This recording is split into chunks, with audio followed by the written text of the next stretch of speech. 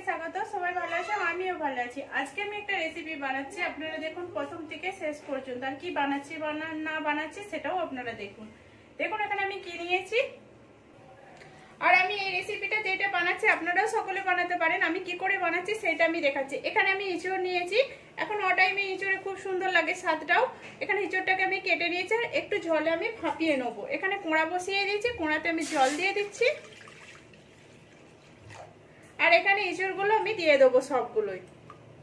এখানে আমি কেটে ইঁচড়টাকে কেটে আর আমি ধুয়ে নিয়েছি। আর এটা আমি কি দিয়ে বানাচ্ছি সেটাও আমি বলে দেবো। এটা এখানে আমি ছোট ছোট চিংড়ি মাছ দিয়ে বানাবো, খুব সুন্দর লাগবে খেতে। এখানে আমি নুন দিয়ে দিচ্ছি আর একটু হলদি দিয়ে দিচ্ছি, হাফ চামচের মতো আমি হলদি দিয়ে দিলাম। দিয়ে এবার এটাকে আমি একটু ঘেটে নিচ্ছি।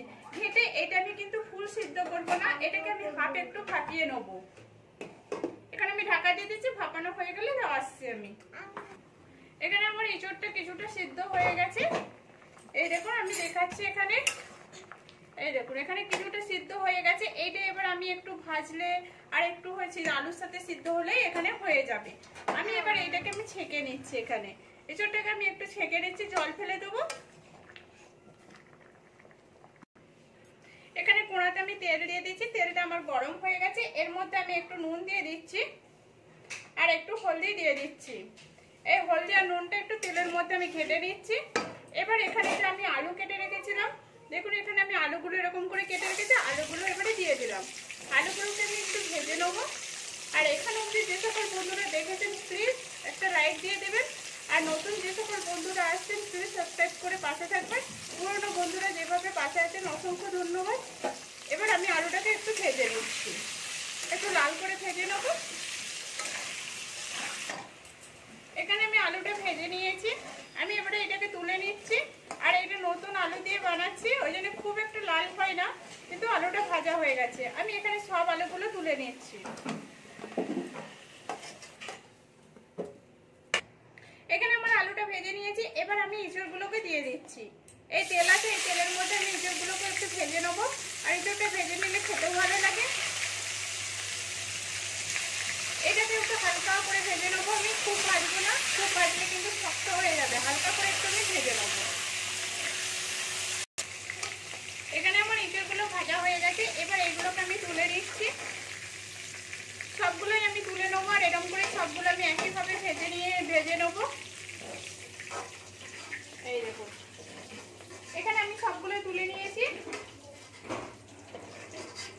এবার এই তেলের মধ্যে আমি কিছু মশলা দিয়ে দেবো। আমার এই তেলটা যেটা আছে এটাতে আমার পুরোটাই হয়ে যাবে, আর আমার তেলের দরকার হবে না। এর মধ্যে আমি কিছু মশলা দিয়ে দিচ্ছি, একটা তেজপাতা দিয়ে দিচ্ছি, একটা শুকনো লঙ্কা, এখানে দুটো লবঙ্গ, একটা দারচিনি আর একটা এলাচ দিয়ে দিলাম। এগুলোকে আমি একটু ভেজে নেব। এখানে এগুলো ভাজা হয়ে গেছে, এবার আমি এখানে পেঁয়াজ কুচি দিয়ে দিচ্ছি। এখানে আমি পেঁয়াজটা কুচি করে রেখেছিলাম ছোট ছোট করে, আর এইটাকে আমি ভেজে নিচ্ছি। আর আমি যে চিংড়ি মাছগুলো রেখেছিলাম ছোট চিংড়ি মাছগুলো, সেগুলো কিন্তু আমি আগে থেকে ভেজে রেখেছি বলে আমি ওই জন্য দেখাচ্ছি না।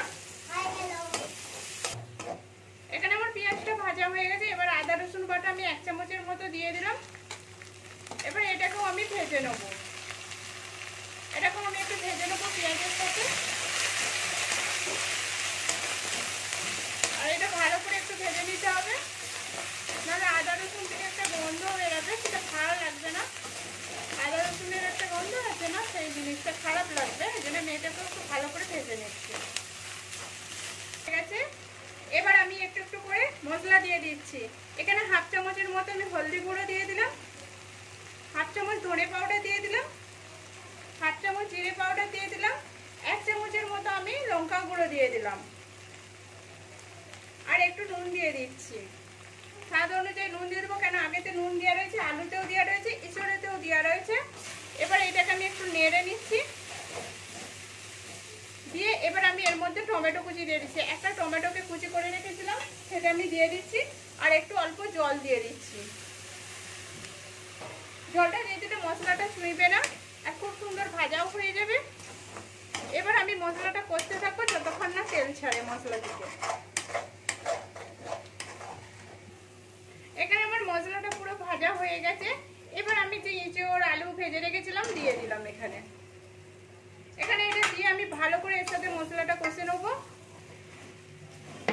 ভালো করে কষা হয়। এবার মশলাটা আমি ভালো করে এর সাথে মিশিয়ে নিচ্ছি। এখানে আমার কষা হয়ে গেছে। এবার আমি হাঁসও গরম জল দিয়ে দিলাম একটু, যেরকম হিসাবে রাখবেন সেরকম হিসাবে জল দেবেন। আমি এখানে জল দিয়ে দিলাম, দিয়ে আমি একটা একটু ঘেটে নেবো এর সাথে। একটু আমি ঘেটে নেবো, ঘেটে নিয়ে এর এবার ঢাকা দিয়ে দেবো, একটু একটু সিদ্ধ হতে দেবো। আলুটাও সিদ্ধ হতে দেবো, ইঁচড়টা একটু বাকি আছে সেটাও আমি সিদ্ধ হতে দেবো। এখানে আমি কোয়াটা খুলে দেখছি আলুটা সিদ্ধ হয়েছে কিনা, ইঁচড়টা সিদ্ধ হয়েছে কিনা আমি দেখে নিচ্ছি। আমি একটু নেড়ে নিচ্ছি। আর এই দেখুন আলুটাও আমার সিদ্ধ হয়ে গেছে, আর ইঁচড়টাও এই দেখুন কত সুন্দর সিদ্ধ হয়েছে। এবার আমি এর মধ্যে চিংড়ি মাছগুলো, ছোট যে চিংড়ি মাছগুলো রেখেছিলাম ভেজে, এই দেখুন আমি এগুলো দিয়ে দিচ্ছি। আমি এতগুলো রাখবে না, আমি ওই জন্য দিচ্ছি না পুরোটাই, আমি একটু দিয়ে দিলাম। ঠিক আছে, এবার আমি দেওয়ার পরে আমি এটাকে ভালো করে একটু ঘেটে নিচ্ছি। এখানে চিংড়ি মাছগুলো দিয়ে ভালো করে ঘেটে নিলাম, ছোট ছোট চিংড়ি, আর খেতেও ভালো লাগে। এবার এটাকে আমি একটু ঢাকা দিয়ে দেবো। তার আগে আমি একটু গরম মশলা গুঁড়ো দিয়ে দিচ্ছি, হাফ চামচের মতো আমি একটু গরম মশলা গুঁড়ো দিয়ে দিলাম। এবার দিয়ে এটাকে আমি ভালো করে নেড়ে নিচ্ছি এর সাথে। মশলাটাকে আমি ভালো করে সবজির সাথে মিশিয়ে দিলাম, দিয়ে এবার আমি ঢাকা দিয়ে দিচ্ছি। এই জন্য আমি ঢাকাটা দিচ্ছি, মশলাটা পুরো সবজিটার মধ্যে ভালো করে চলে যাবে আর ফ্লেভারটাও খুব সুন্দর লাগবে। ঢাকা দিয়ে দিচ্ছি 2 মিনিটের মতো। এবার আমার 2 মিনিট হয়ে গেছে, আমি এবারে খুলে নিচ্ছি। আর পুরো মাছটা কি সুন্দর ঘাটাও হয়ে গেছে সবজিটার সঙ্গে, এই দেখুন। আর এখানে আলুও সিদ্ধ হয়ে গেছে আর ইঁচড়টাও সিদ্ধ হয়ে গেছে, আমি আগেই দেখিয়েছি। এবার আমি গ্যাসটা বন্ধ করে আমি ধনেপাতা কুচি দিয়ে দিচ্ছি, অল্প করে ধনেপাতা কুচি দিয়ে এবার ঢাকা দিয়ে দিচ্ছি। 2 মিনিট ঢাকা দিয়ে দেবো, 2 মিনিট বাদে আমি পরিবেশন করে দেখাচ্ছি। ঠিক আছে, আমি খুলে নিয়েছি, কালারটা কত সুন্দর আসে আর তেলটাও কি সুন্দর ভাসছে, এই দেখুন সবজিটার মধ্যে খুব সুন্দর লাগছে। এবার আমি প্লেটে তুলে নিচ্ছি, এই দেখুন এখানে এরকম করে আমি প্লেটে তুলে নিচ্ছি। আর আমি সবজিটার মধ্যে খুব জলও রাখি না, এই দেখুন আমি একটু কাই কাই ভাব রেখেছি। এখানে আমার পুরোটাই তুলে নিয়েছি। আর এই দেখুন সবজিটা কত সুন্দর হয়েছে, কালারটাও কত সুন্দর আসছে, আর এই দেখুন কত সুন্দর নরম ভাবে সিদ্ধ হয়েছে, আলুটাও সিদ্ধ হয়েছে। এরকম করেই আপনারা বাড়িতে বানিয়ে দেখুন, আর কেমন হয়েছে সেটাও কমেন্ট করে বলবেন। ভালো লাগলে একটা লাইক করে, শেয়ার করে, সাবস্ক্রাইব করে পাশে থাকবেন।